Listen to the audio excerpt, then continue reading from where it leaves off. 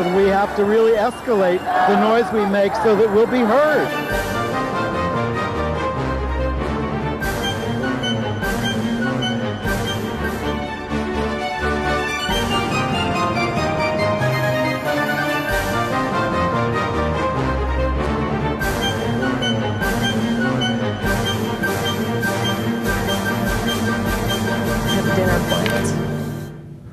Welcome to Gay USA. I'm Andy Hum. I'm Ann Northrup. You're very brave to watch, given all we have to talk about today, because, you know, once again, it was another week of multiple outrages. Really horrible ones. But this was the week that the Trump administration told the Supreme Court that Americans should be allowed to be discriminated against based on our sexual orientations.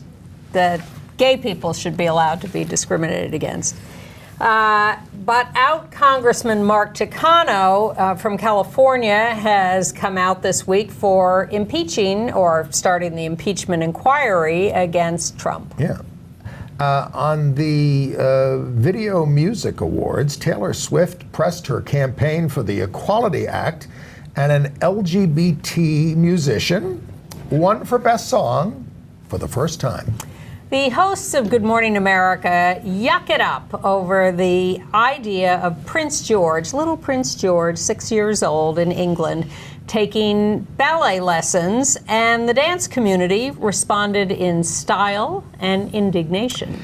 David Koch, K-O-C-H, the plutocrat who I would say did more than anyone to destroy U.S. democracy, has died. Bullies in Indiana videotaped their cowardly beating of a gay student, and a group of young men in California are being investigated for assaulting a trans woman at a motel. In better news, in France, a soccer game was stopped due to anti-gay chanting from the fans. Very good. And we want to let our free speech viewers know that Free Speech TV will be in pledge mode again from September 5th through 27th. During that time, this show will premiere Fridays at 8 p.m. Eastern and repeat Sundays at 7 a.m. and 7 p.m. Eastern. Sign up for our weekly email to get the details of that straight. So gayusatv.org. It was more than one outrage a day this week. It was a very difficult One outrage week. An hour. Right. I mean, look, you had the crack up at the G7, and no one seems to be invoking the 25th Amendment. He backed off on gun control. He uses a lot of language on Israel and his being the chosen one that resonates with his religious right base. He ordered the United States companies to get out of China. He told Jews they're disloyal if they vote for Democrat. He tried to buy Greenland. He wouldn't deal with the Amazon fires. We have a skyrocketing deficit. The question. And he's ordering government employees to build his wall between here and Mexico and telling them he'll pardon them because they're going to have to build it illegally. I'm not done. He ended medical deferred action for migrants who have serious health conditions. In other words, you're in the hospital, but you're a migrant. Get the hell out of the country. Get out of the hospital. He's selling hotel space to Attorney General Barr. And he's trying to hold the next G7 next year at his bedbug-ridden resort. The fact that he even responded to that and said, no bed bugs, no bed bugs. Well, he knows what a poison pill it is. And his people are targeting journalists. They haven't come after us yet. But it's not just journalists that they're going after. You might want to say this person has a certain prejudice. He's going after their families as well. I think given the extent to which Trump lies on a daily basis and then accuses the mass media of fake news, that we should start making up stuff about him the way he does. The thing I most hope is true is what Lawrence O'Donnell said on MSNBC this week, was that his source says that the co-signers on his loans with Deutsche Bank were Russian oligarchs close to Putin. Trump's loans with Trump's Deutsche loans, yeah, it's not Lawrence's. And I stepped on your line. That's all right. Repeat it. Yeah, that Lawrence O'Donnell said he has a source close to Deutsche Bank who's seen the loan documents that Trump's had to sign, and he needed co-signers, and they were Russian oligarchs with close ties to Putin. And all you've seen for the last 3 years before he was president is fealty to Putin. And this is what it's about. And if that's not impeachable, people don't want to get upset about that. Well, we know that he has gone to Russian oligarchs for money for all his deals, and Deutsche Bank. So it would make sense that they would sign off on his Deutsche Bank loans. And this is all about his bankruptcies in Atlantic City and his various shady deals all over the place that he couldn't get money for because he was such a bad businessman. And the only place that would loan him money was Deutsche Bank with Russian co-signers or the Russians themselves. As Tom Steyer constantly points out. Well, there's nothing illegal about it, I don't think, but he knows it looks bad. It's terrible. Yeah. So terrible that, even before that, the out gay Representative Mark Takano, from a House member from California, finally came out for impeachment. Now, this is significant, and we're going to make his video statement available in our email. So sign up for our email at gayusatv.org, and we will, and you'll get the link to that. It's a long statement, but it's significant because he's in the leadership. Yep. He's the chair of the Veterans Committee, I believe. Yeah. I know he has a leadership position and he's a thoughtful guy, and he didn't rush into this. He wasn't, someone you would accuse of being a big lefty crazy. Not that I think those words go together, yes.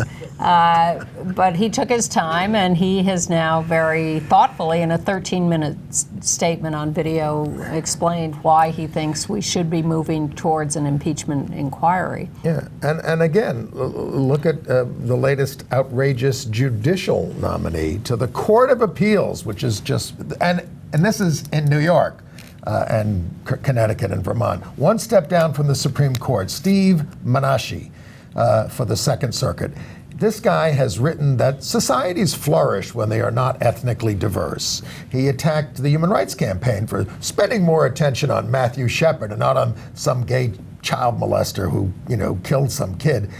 He criticized colleges for gay-only dormitories. He denounced Take Back the Night marches against sexual violence and defended. Here's the kicker. He defended Berlusconi, the crazy Italy prime minister, premier, whatever he was, president, for saying that Western civilization was superior to Islamic societies, something that Berlusconi apologized for, and that's a rarity. And HRC calls him unfit. But it's nice to see Ruth Bader Ginsburg surviving. Fingers crossed. She was at Moulin Rouge the other night. And updates on a couple of other things. The athletes who protested Trump at the Pan Am Games, the fencer and the hammer thrower, they were threatened by the U.S. Olympic Committee for having violated their rules against any political statements. But in fact, in the end, they were given a sentence of probation and a limited sentence, and they will be eligible for the 2020 Olympics in Tokyo. So it really turns out to be just a token slap on the wrist for and they've been warned about the Olympics, but what can they do to them when they do that? And of course, isn't standing at attention a political statement as well? And I've always maintained that kneeling at the national anthem or anything like that is a sign of dedication to the country and to making it fulfill its promises. How about black armbands and like mourning or something? Would that be? I think you can go way beyond that. No, they'd get in trouble for anything, so you might as well go all the way. We told you last week that I think the vice chair of the board or a member of the board of the Log Cabin Republican Club had resigned in protest of their endorsing Trump for re-election. Well, now the executive director of the organization, a woman named Jerry Ann Henry, has resigned her job. This is not just a board member. This is the paid leader of the organization. And she got in a big fight with the board about it, too. And not entirely, but mostly it's the few women of the Log Cabin Club who are resigning. And the rest, the ones who are staying, are very enthusiastic in their Trump endorsement. And this is a real split. Why would anybody belong to the, I'm just going to say it, and you can write to me and explain it to me, but why would anybody belong to the Republican Party at this point, given how it's led by a racist? You're behind this thing. And it's not just Trump, it's the whole Congress. I mean, Well, we don't approve of everything the Democratic Party does either, but we're still members. I've always said there's very little excuse for being a Democrat and none for being a Republican these days. What a wordsmith. There you are. But here's a main reason to turn for these log cabinites to resign after their group endorsed Trump, and that is what the Department of Justice did last week in submitting another brief to the Supreme Court on the cases they're about to hear on whether gender identity and sexual orientation are included in the definition of sex in laws against sex discrimination. Yeah, I mean, the Trump people said, just read the dictionary definition of sex in 1964, and it just says biological sex, which I don't think that's all it says. But, you know, look, we've been over this with the transgender case. We're obviously saying, and judges have said in many circuits, if you discriminate against someone because they're gay, you're essentially discriminating against them because of their choice of the gender of their sex partner. Yes. And that's all it is. And so the two cases in the gay cases are the Zarda case, which is the guy who worked for the parachute company. You know, you jump out of the plane, Altitude Express, and he won it. He won his case. He's not living with. Yes, he's his not living estate anymore, won the case. but as he won in the Second Circuit, and Gerald Bostock, who was suing the Clayton County Board of Commissioners, who was subjected to anti-gay slurs, and he was fired when his employer found out he was on a gay softball team. Yes. You know, so with other men. Throw the book at him. So he lost his case in the 11th Circuit, and that circuit said Title VII doesn't cover sexual orientation. Well, they relied on a precedent that said that it didn't. People, of course, these courts and judges are cherry-picking their decisions based on various precedents. Yeah, I mean, a lot of this, the EEOC has said that sexual orientation, and they covered transgender earlier, but they said sexual orientation discrimination is sex discrimination. They've been saying that since 2015, and the Seventh Circuit ruled that way.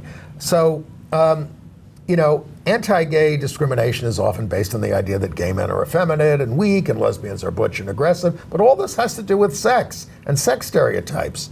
One of the things that was pointed out, it's still racial discrimination against a white person if you're discriminated against him or her because they go out with someone of another race in a personal relationship. They don't have to be that themselves. So anyway.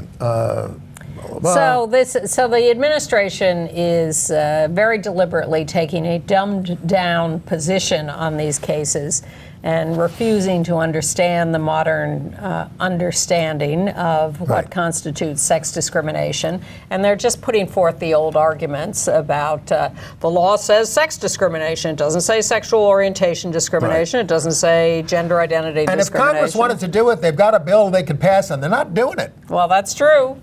That is true, but we're still pushing for the bill because there have been varying decisions about this by federal judges, and we want to codify it. But, and of course the bill does more than that, the Equality Act. Yes, it does. It fixes all sorts of things for all sorts of people. It fixes some race discrimination laws. It fixes some sex discrimination laws.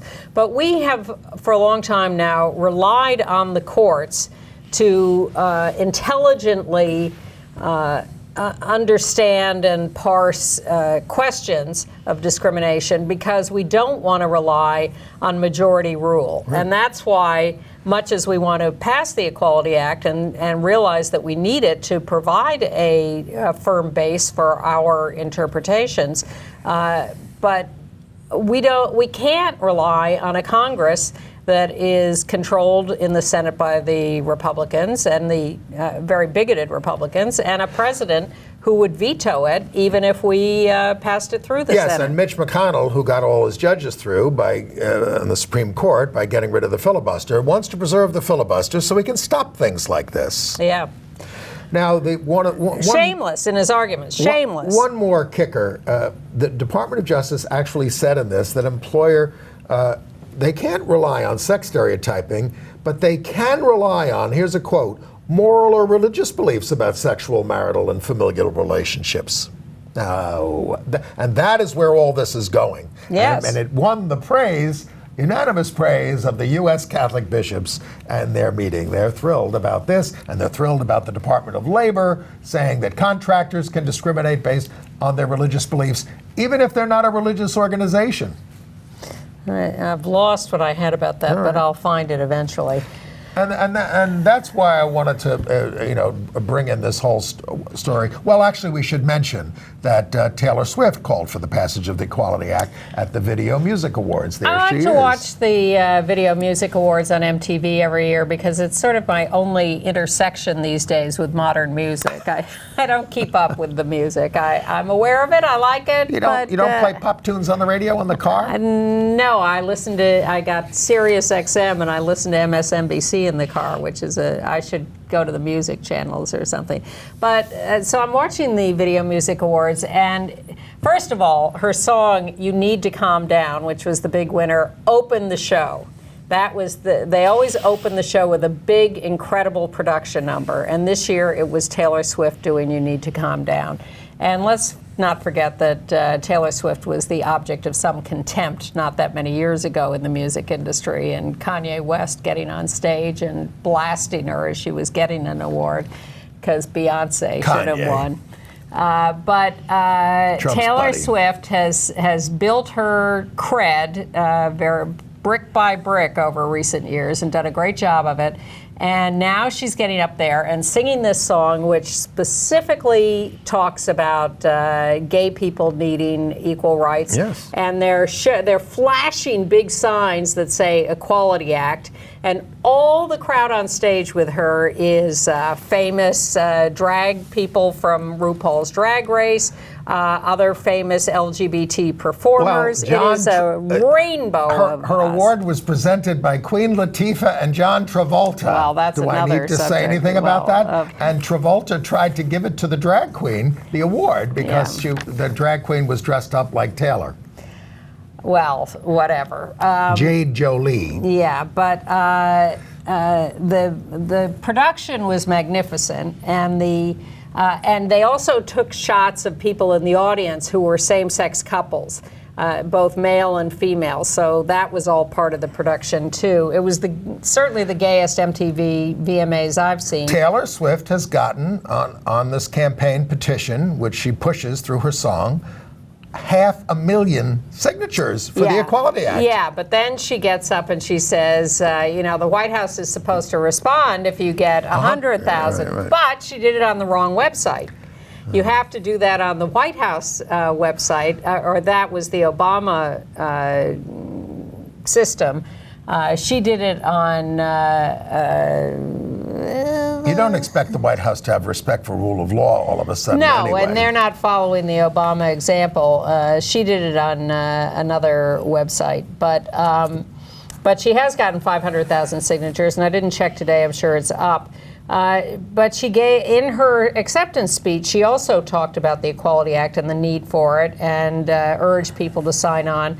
And she had next to her Todrick Hall, who is now a famous gay performer, started on American Idol, now has big YouTube fame, and has appeared on Broadway in Kinky Boots, and has done a lot of other stuff. So she surrounded herself with our community. She has been pushing things. She's gotten involved in campaigns in Kentucky, where she even thought of running for office, didn't she? She may have. She's still young. She could certainly do a lot of that. But she's been much more vocal about local politicians and local. She's blasted Mitch McConnell. She supported Democratic politicians. And the fairness campaign there. Yes, exactly. And she has apologized for not being more active in 2016 against Trump. And she said that was a mistake, and she will be extremely active between now and the 2020 election. I watched her Sunday morning CBS interview, and I learned a lot about her from that, and she's an enormously talented and bright person, and enormously successful. As is Lil Nas X, who can't be sorry that he came out because he won for Song of the Year for Old Town Road, the remix. He's newly out, and he thanked Almighty God. Now, he shared this with Billy Ray Charles. Cyrus. Billy Ray Cyrus, didn't I say that? You said Billy Ray Charles. Oh, well, Cyrus, of course. I have it right here. Anyway, Lil Nas X is the first LGBT musician to win in this category at the VMA. He's very cute, and he performed on the show, but he did not perform Old Town Road, which was a shame. By the way, the White House did respond to Taylor Swift's statements, and this is what I was looking for. Oh. They say that they're against the Equality Act because it is filled with poison pills that threaten to undermine parental and conscience rights, which is exactly what we were just talking about. Right. Well, conscience rights, my God, you know. Well, that's elevating the Bible and people's supposed fealty to it and interpretation of it over the rule of law. Yeah. And there's one other. I'll tell you something in the Bible. Do unto others as you would have them do unto you. There's a good one. And there's another award that was given at the VMAs that I'll bet you didn't catch. Because you didn't watch, you just read. I did.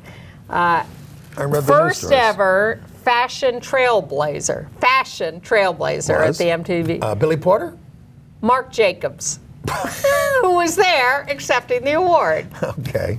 I thought they'd pick Billy for all his nice costumes. No. So in terms of the way the administration is attacking us on, in court and saying we're not covered by sex discrimination, it is all about sex stereotyping. By the way, that case will be heard by the Supreme Court October 8th. We'll probably not get a ruling until June of next year. That's the way they usually do it. And I think it's time for us to talk about David Koch and the Koch brothers. Well, I was going to talk about sex stereotyping more, but the person who has put all this... the list. I know, but we have to know who to blame for all this. All right, let's talk. Well, okay, control room. We're going to talk about David Koch, and we have an exclusive picture of David Koch, the plutocrat, being welcomed into hell.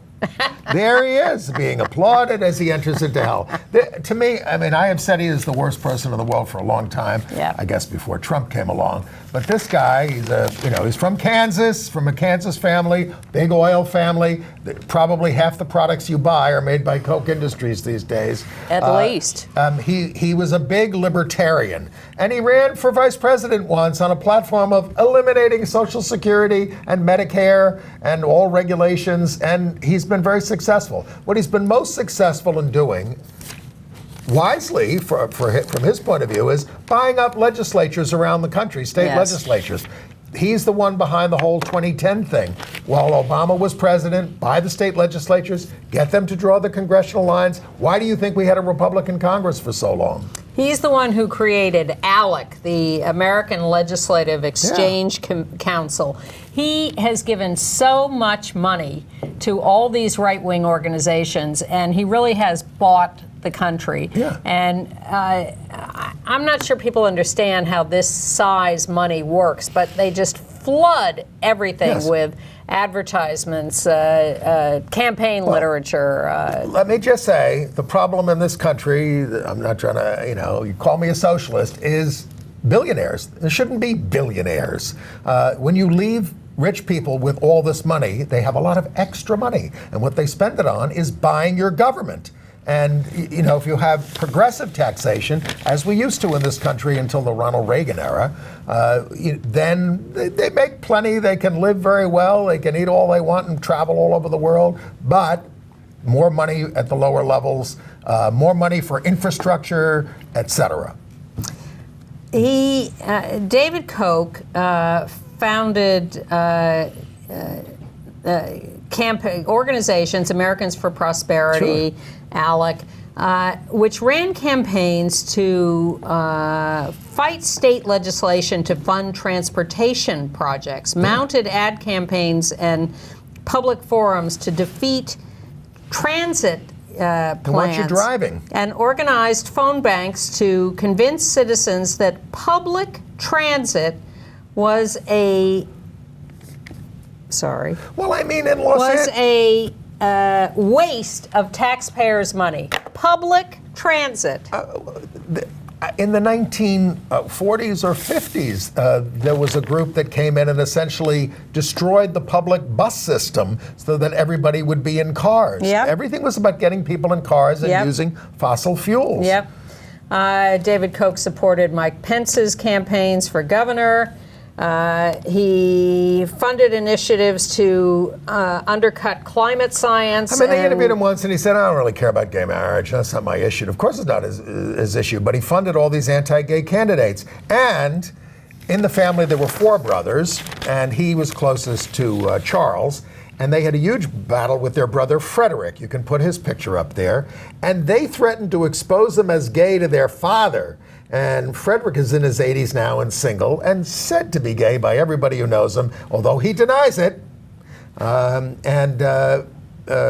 I don't usually quote Bill Maher about anybody, but he said Bill Maher sent condolences poured in from the politicians that he owned. Now, the condolences talked a lot about what a great guy David Koch was for funding a lot of cultural institutions. Yeah, I was at the demonstration at the Met Museum when they dedicated the plaza to him, a public space. He owns the New York Ballet. What's the New York State Theater is now the David Koch Theater. I can't bring myself to use names like that. Museum of Natural History has his name on it. The Met, as you say, and this is more pinkwashing. This is him covering up his misdeeds by giving these cultural donations and then spending 100 times as much to destroy our way of life in this country. Of course.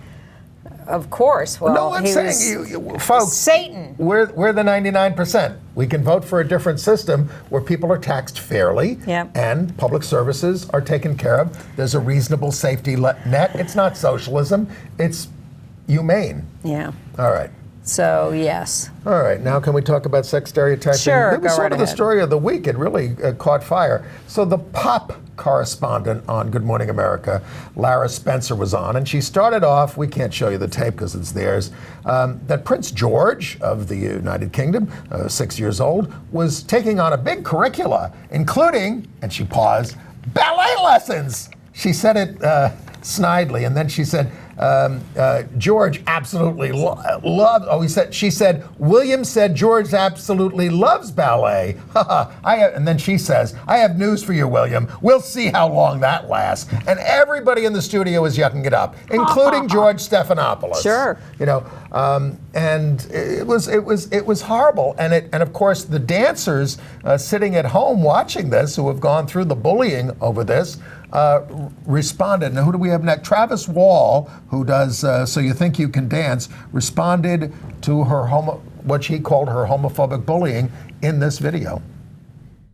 Dear Laura Spencer of Good Morning America, yesterday you made comments while talking about Prince George wanting to take a ballet class and laughing that he loves it.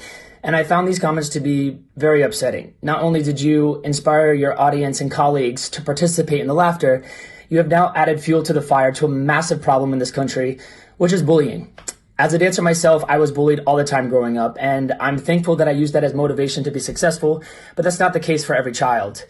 I'm not sure if you know what ballet teaches you, especially if you pronounce it ballet, but ballet teaches you integrity, teaches you discipline, teaches you respect, and it teaches you bravery.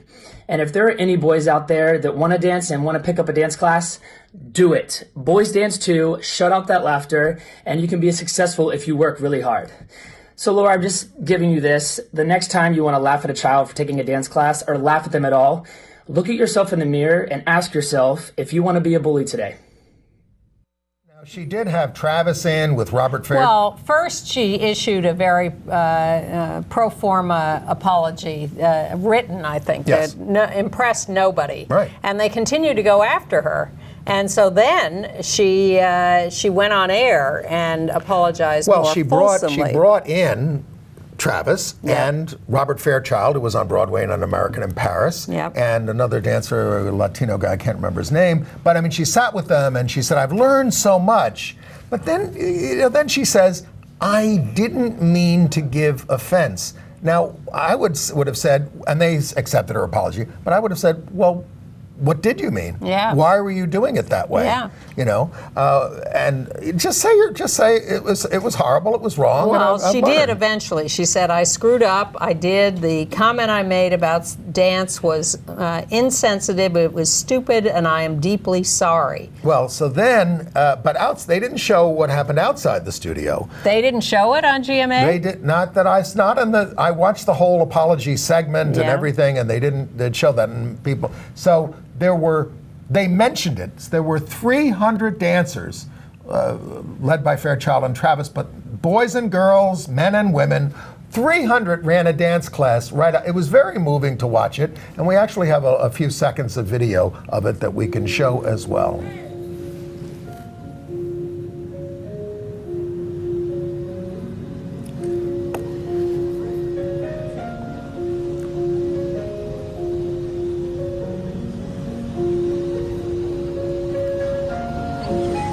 And we can talk over this. I mean, you know, it was just very moving to watch it. It was such a creative. I don't know if our mics are up. It was such a creative demonstration. And professional dancers came and took the class and said that they found it very inspiring and that it wasn't easy, and they were happy to be there. I love creative actions like this. We have to be more creative in our actions. You know, we show up with signs a lot of the time, and we say what we're for and what we're against. But when you do things like this, it really makes people think about the whole thing. I think this was a tremendous learning experience for people, because what the things these now men talked about, what they went through, and of course what girls go through when they don't gender conform, you know, is just awful. And these guys were not the only ones to complain. Cheetah Rivera complained, Mitzi Gaynor complained, and Debbie Allen brokered a meeting between Lara Spencer and Travis Wall. Now, somebody reminded me that, you know, George Stephanopoulos, who's the host of the show, when he had Ewan McGregor on, when they were talking about I Love You, Philip Morris, they put up a thing on the screen of him kissing Jim Carrey. It was a good movie. Ewan McGregor. And Stephanopoulos starts cracking up looking at this. And Ewan McGregor just looked at him and, you know, wouldn't let himself be gay shamed about it. And he says, I don't see what's funny about that. Why are you doing this? Good. You know, so you got to take these people on and not go along with their bigotry. And you'll be happy to know that the season finale of Dance Moms was built around the kids going to see a performance of The Prom and loving it and getting all involved with that. Well, of course, a lot of the stuff about dance and everything brought up Ronald Reagan and Ron Jr. when he went into ballet. The president, well, he wasn't president then, was just desperate about the fact that his son might be gay. And he actually had a press conference and he said, no, we checked, he's all man.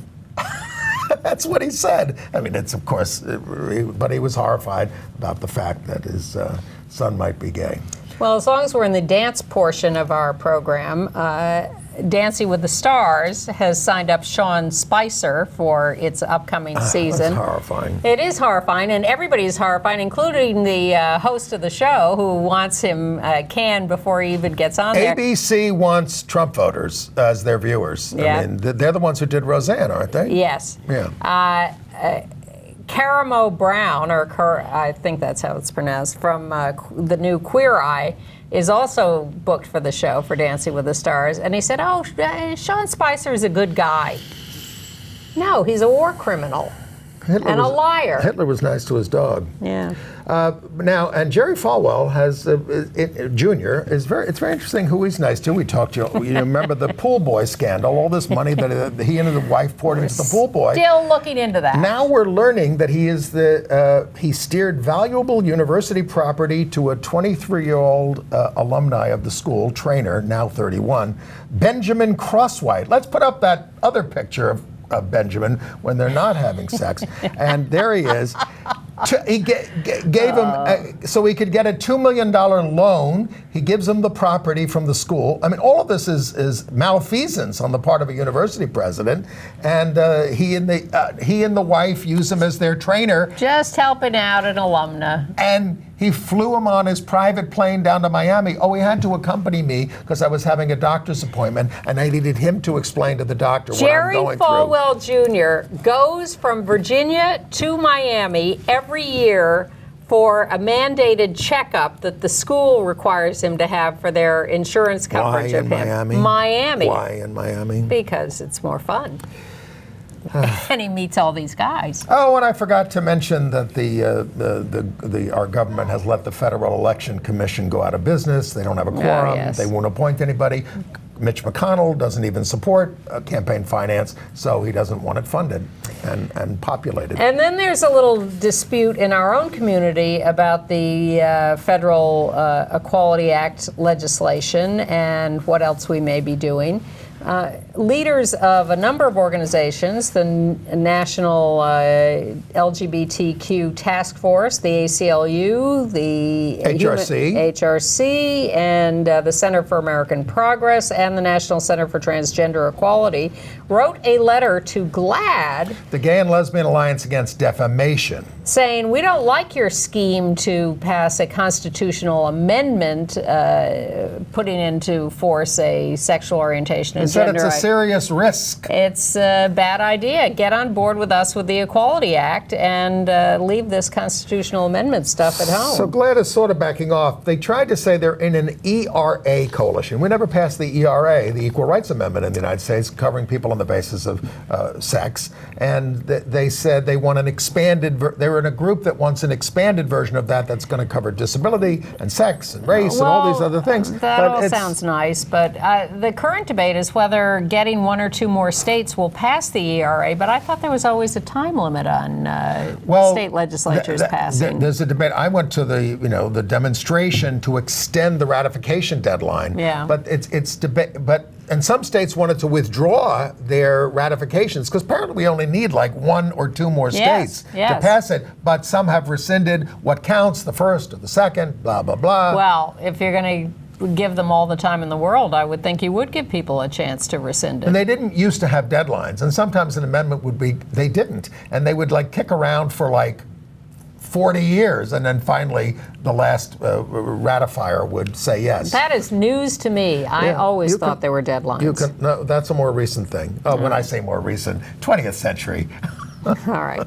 I'm going to the states. Minnesota, the 8th Circuit Court of Appeals, by a 2-to-1 vote, says that a lower court must give a Christian couple who do wedding videos the chance to defend their claim that they are allowed, because of their religious convictions, to turn away same-sex couples from their business. Now, this is an Alliance Defending Freedom case, Aren't they all? Right-wing group, but most of their grounds were put aside. They're left with First Amendment grounds. Yes.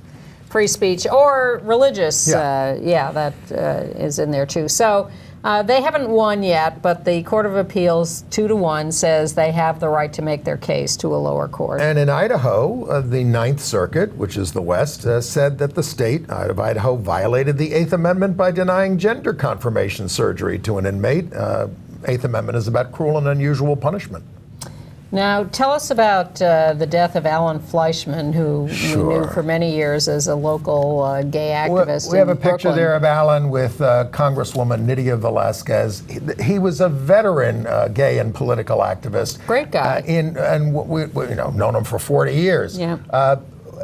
I would say his main contribution to the movement was trying to bring Brooklyn around, because, trying to pass the gay rights bill, it was relatively easy to get Manhattan council members to do it, but it was tough in the boroughs. And he kind of headed up a lot of the stuff in Brooklyn. He was the president of the Lambda Independent Democrats and brought those. They needed personal relationships with people in their districts, and that's what they built. And that's what got the bill passed in 1986. He was one of those great local activists who just does the work on a daily basis, not an activist who's out in the street getting arrested necessarily. Although he did at the St. Patrick's Day parade. Yes, in Brooklyn. Really his daily commitment was to doing the hard work of going politician by politician. Well, he was a Democratic district leader, so he was an insider, and he, of course, his main cause was reforming Democratic politics in Brooklyn. Not totally successful in that. I mean, it's very corrupt in Manhattan these days, too. Well, now AOC is doing it in Queens and the Bronx. Good for her. Yeah. Speaking of New York, we're going to try to, German-American LGBT group's going to march on the Steuben Parade, Steuben Day, I should say, Baron von Steuben, I guess, on September 21st. It's a Saturday, and I'll put something in the email about that if you want to join us. It's fun. Okay. But we're not the most colorful group. You should see some of these groups in the Steuben Day Parade. He was gay himself, of course. I was interested to note that in a sort of rural area of Tennessee, Coffee County, Lambda Legal Defense has filed a complaint against the local district attorney, Craig Northcutt. He refuses to bring domestic violence charges in cases involving same-sex couples. Yes. He thinks clerks should be allowed not to give certificates for same-sex marriage, and he won't recognize same-sex marriages.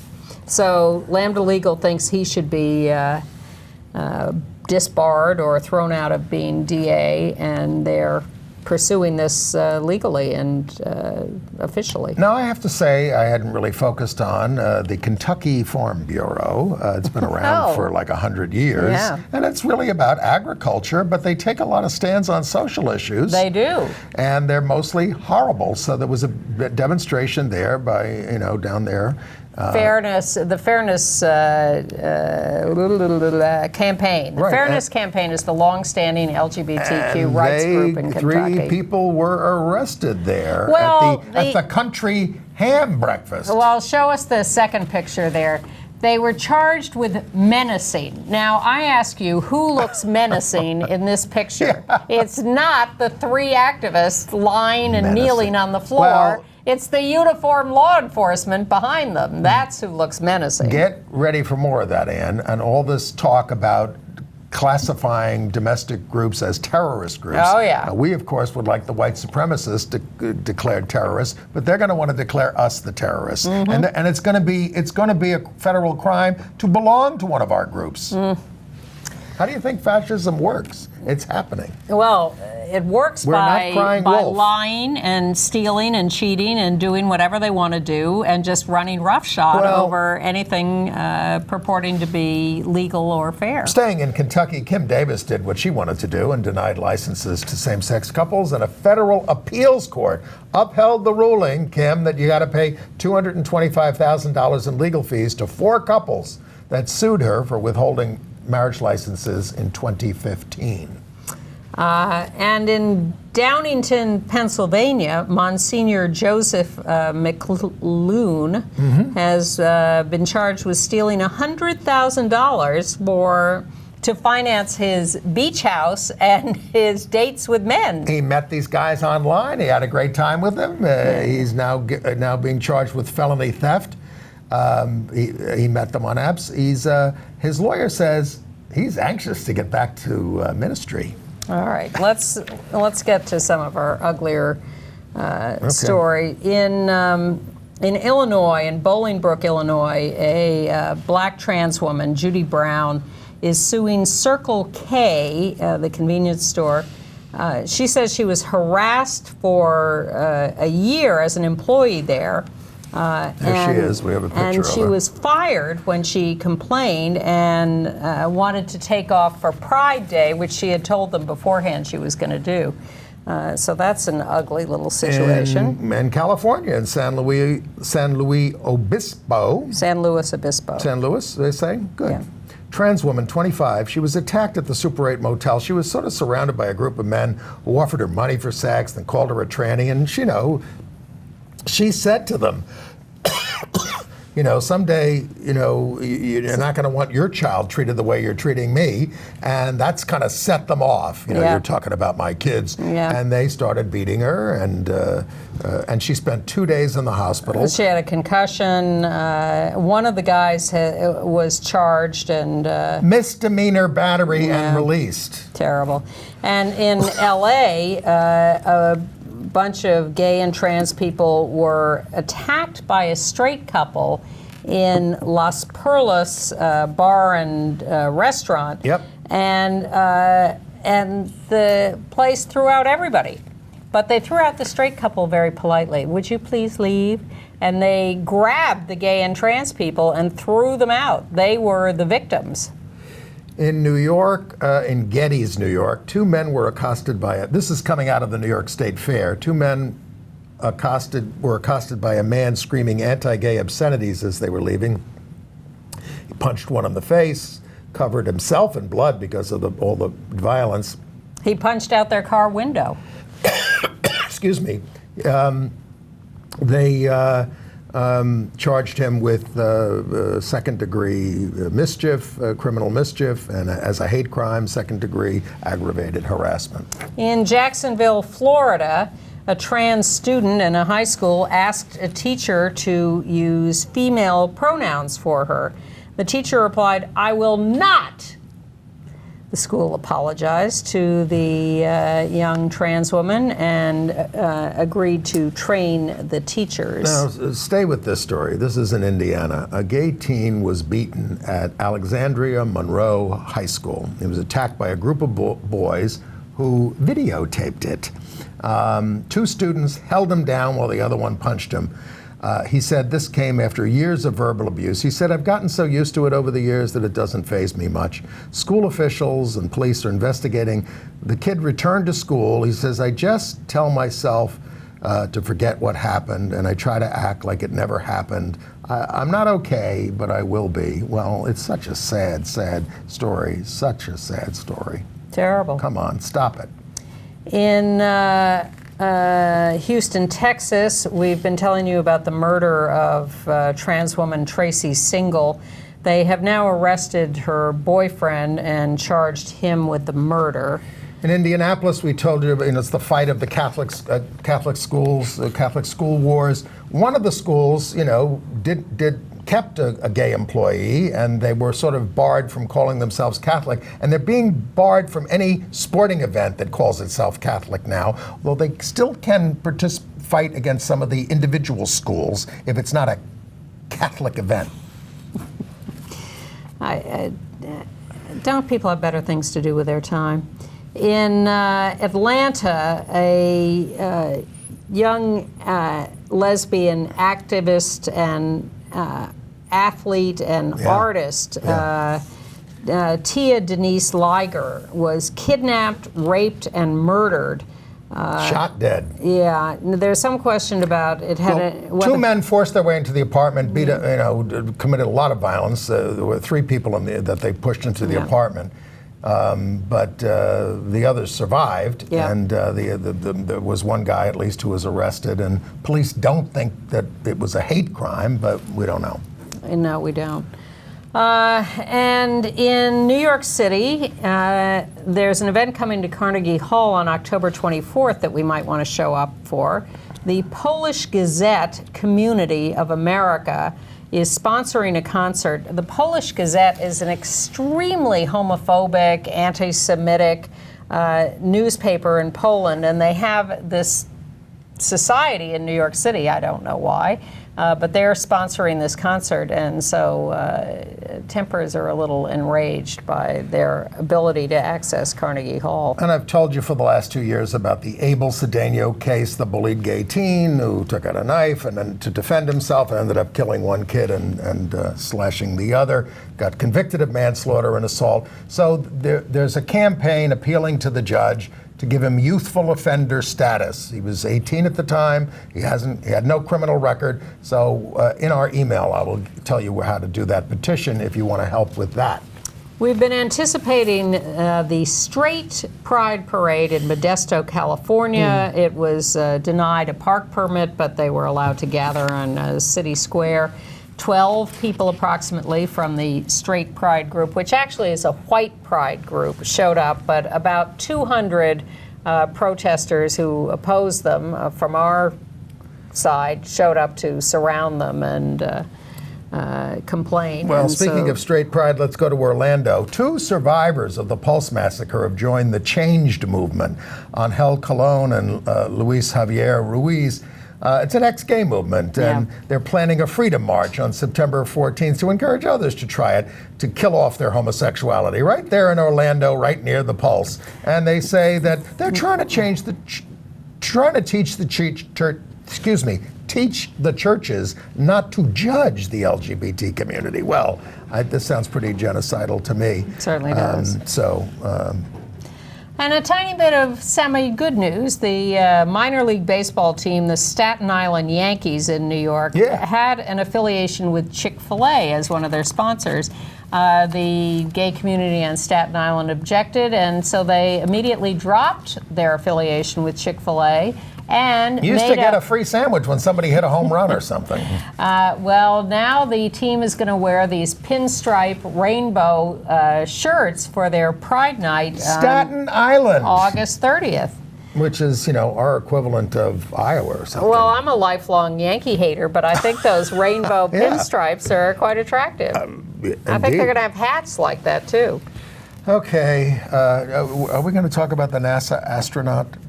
Oh, God, I don't know. All right, let's... There's a big lesbian divorce case going on with astronauts and charges of misusing computer access from space. It's mind-blowing. The New York Times did like a full-page story on it over the weekend. Let's do some international news. My favorite story of the week is that in a big soccer game, they call it football, in France, it was temporarily halted by the referee because there was so much anti-gay chanting coming from the stands. And the ref is getting praise from all kinds of government officials. Le foot est un sport passionnant, il doit le rester pour tout, the Minister of Sport said. Not bad. Yeah. And the players begged the fans to stop doing the chanting so the game could go on.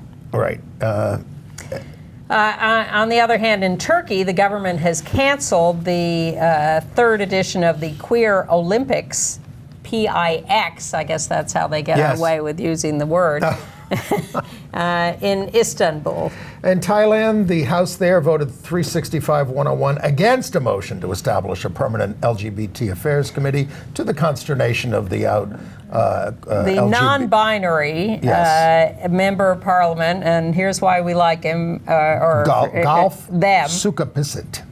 Yeah, something like that. Excuse me, them, not he. Are those 7 million people not human? No. They said. Yes. I have to watch our pronouns. Yes, well, me too. And, we have to watch the lesbian prime minister of Serbia, Ana I can read it when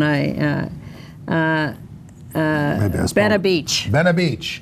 She has a partner and a child, but the health minister just imposed a ban on anyone who has a history of homosexual relations in the last 5 years from donating reproductive cells for alternative insemination, in vitro or other things. Now, the community there is in an uproar over this and is trying to get that overturned. Ever since Taiwan legalized same-sex marriage, the press in mainland China has been having a field day holding the Chinese government to account on issues like this. So they asked the parliament spokesman about what they thought about Taiwan legalizing same-sex marriage, and would China be doing that anytime soon? And the parliament spokesman said, China will keep man-woman only marriage. But here's my question, a story from Russia. Siberia. Siberia. So this bakery puts out a sign. I have the answer to the question, but go ahead. Saying no faggots. Right. And they get fined for that. 10,000 rubles. That's about $150. Okay, but here's my question. How does the owner and people all over the world engage in the cognitive dissonance of saying the sign was not discriminatory? Was that the question you were expecting? I was going to tell you why he got fined, because I was kind of shocked that he got fined. Yeah. I mean, he said he was protecting his children, that he makes natural food. And everything unnatural is alien to me. I think the Russian attitude is, you're not allowed to talk about this. We don't want this issue talked about or raised. Yes, we will not kill you except in Chechnya. Yeah. But we will. It's similar in China. There's a vibrant LGBT community all over these countries, but they just don't want it out in the open. We're old enough to remember when ours was the love that dare not speak its name. Well, including right here where we are in New York. But I do not understand people who put up a sign that says no faggots and then, without a trace of irony or shame, say we don't discriminate against anybody. How do they compute that? Yeah. Andy is shaking I'm not his head. I'm not prejudiced, they say. Yeah. But Trump maintains he is the best thing please. that's ever happened to the LGBT community. I don't have a racist bone in my body. Yeah. But progress in Germany, we told you about this Catholic bishop before. He's sort of a retired auxiliary bishop, Dieter Geerlings. But he called for the blessing of same-sex couples, Catholic bishop, and the need for civil recognition of same-sex relationships. And this is in Munster. And he spoke at an event called the Queer Parish event. And he broadly says, we've got to change our attitude on sexual morality to embrace more things. Come on, let's grow up. Okay. And in India, the trans bill that was passed by the lower house was called regressive by activists. Well, they've been calling it regressive ever since it was proposed. Do you have any AIDS news? I do not. Well, let's talk about the entertainment news then. Yes. You saw a play called Make Believe? Yeah. This is by Bess Wall, and there's the three. The first part is a bunch of kids in the attic, 4 kids. There's 3 of them, the ones who speak. And what I loved about it is they talk like real kids. They acted like real kids. They are real kids. It's not like To Kill a Mockingbird where they're played by 35-year-olds. She let the kids do the thing, and they were terrific. But they were a bit nasty to each other. The play is sort of about the absence. They're up in the attic, and you never see the adults in the first part. I'd hate to give anything away. And the sort of the withdrawal of not being loved, and then they come back in the second part of the play without an intermission, played by themselves as adults. The adults come in, and it's I found it very moving, and they're not like sitcom kids. It was just good. It's running until September 22nd. Okay. And should we mention that? Sure. Barry Manilow has been, and Bruce Sussman, who we know, who wrote Copacabana together. They've got a musical called Harmony. It has been kicking around since 1997, and it's finally headed for New York at the Museum of Jewish Heritage in February. It's about a vaudeville singing group in the 1920s in Germany composed of Jews and Gentiles.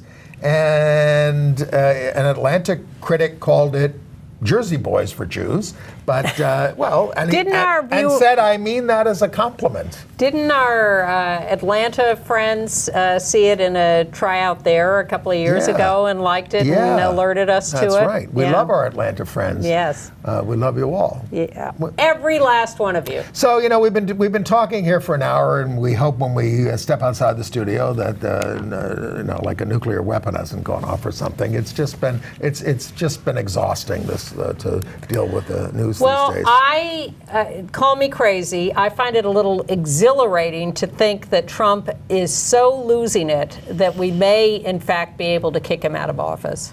Well, and then, of course, Mike Pence. I always assumed that he... No, I mean I always assumed in the next election. I'm not... I always assumed he would resign so Mike Pence could pardon him of his federal crimes, but we're relying on state authorities in New York and elsewhere to bring him up on state charges that cannot be pardoned by the president. To be continued next week. Tune in. We'll see you then.